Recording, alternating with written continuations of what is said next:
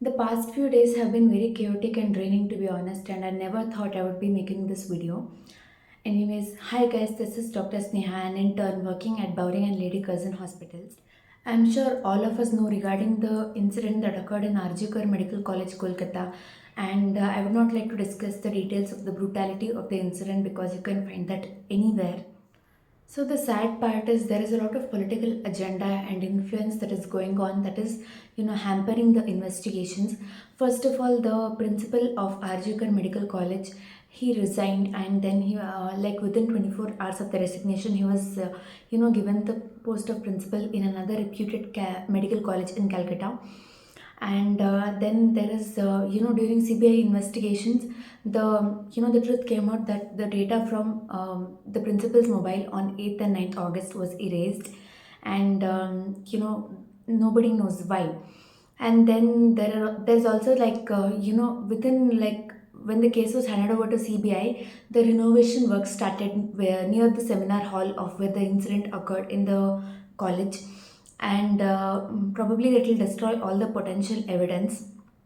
If all this was not enough, then a mob of around 1,000 people attacked the casualty like in the midnight, and then again all the hospital property is damaged, and all the even the potential evidence is damaged. On the very same day, there were videos circulating of doctors who were, pleading for help, and they are hiding in wards, hospitals, and they are scared for their lives. This is definitely not what we deserve. This is definitely not what they deserve. None of us deserve to be treated like this. So when we go to our duties, we go with the positive mindset that probably we'll try our best and be of some help to others. And there's also family waiting for us at home, waiting for us to return. Occurrence of such tragic incidents, it is really unforeseen, and also it questions the safety and security at hospitals. In the past 3 to 4 months of my internship, I have also done a decent amount of night duties, and sometimes we have 12, 24, 36, or rarely even 60 hours of duties, which is also called as double duties, and we have two consecutive night duties. And during that time, it is humanly not possible to work without rest for such long hours, and obviously we require some rest. Similar was the situation of the resident doctor who was murdered, and she went to rest amidst the duty, which was her 36-hour duty. What was her mistake? People are also blaming that if she had to rest, why did she even go to seminar hall? Let me tell you, in most of the government hospitals, we don't have a dedicated duty doctor's room. Even if we have it, it cannot accommodate all the doctors, because every day in a hospital, various doctors from various departments are posted to have duties, night duties, and it cannot accommodate all of them. So some of us have to go to search for places that other accommodate ourselves in whatever place we get, because we are sometimes we are so tired of duties that we are ready to sleep in any place that we get.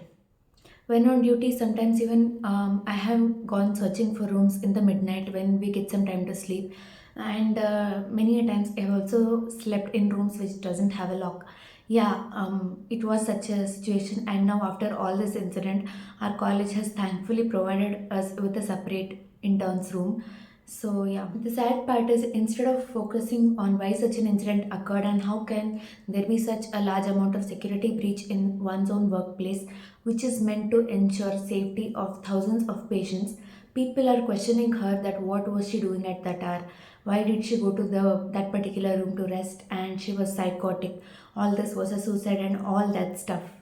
If all this was not enough, people are also now circulating disturbing images of the crime scene and the victim's body, which is, like without even thinking that what impact all this can have on the victim's family. And leave aside ethics, this act is also legally punishable. It is fine to share the news articles, facts regarding the case, because it can help spread the message regarding the situation that we are in currently. Because I too feel that many non medicals don't know the details regarding the case, or how such an incident occurred. And this can help, this is being viewed as a problem of doctors alone, and this which is not so. Also, many people and some reputed news house, they are portraying it as doctors, how can doctors do this, there can be many emergencies, doctors cannot go on a strike, this is not acceptable, doctors are selfish and all that stuff. But let me first tell this, that doctors are also humans first. Before giving the extraordinary status of next to God to all the doctors, first understand that doctors are also humans first, and we too have some basic needs. We too have some personal life and family. Even when on strike, only non-emergency services are being withdrawn and the emergency services are being provided. Even when we go to a strike, then later if we have our night duties or emergency duties, we go and do our duties, and then come back to the strike the next day. So it is not easy for anyone. Plus, to add to this, all the mental turmoil that is happening. So today too, when I had been on a strike, and we had got a break and I was having some food there. One of the passerbys there, one of the common man there, he just came and told, "Oh, you have had food, now go and do your duty." Like, that was so disheartening, because people don't understand that what we are doing strike for, and they have the audacity to teach us our duties. I feel that nobody needs to teach us our duties. We do our duties, and then we are also fighting for our rights, fighting for safety. Also, in Karnataka, there is an additional strike going on for the resident doctors requesting for stipend hike, because Karnataka has the least amount of stipend and highest amount of fees for PG courses. So a lot of people are backlashing this, saying that this is not the right time to, ask for a stipend hike, and the people are, doctors are being insensitive and all that stuff. Let me say that this strike was started on 2nd August as a peaceful protest, and when no action was taken, then only this was escalated from 12th August, to, where the non-emergency services was called off, the elective OT services, OPD services was called off by the resident doctors and the interns in Karnataka. And 2nd August is much before when the Kolkata incident occurred.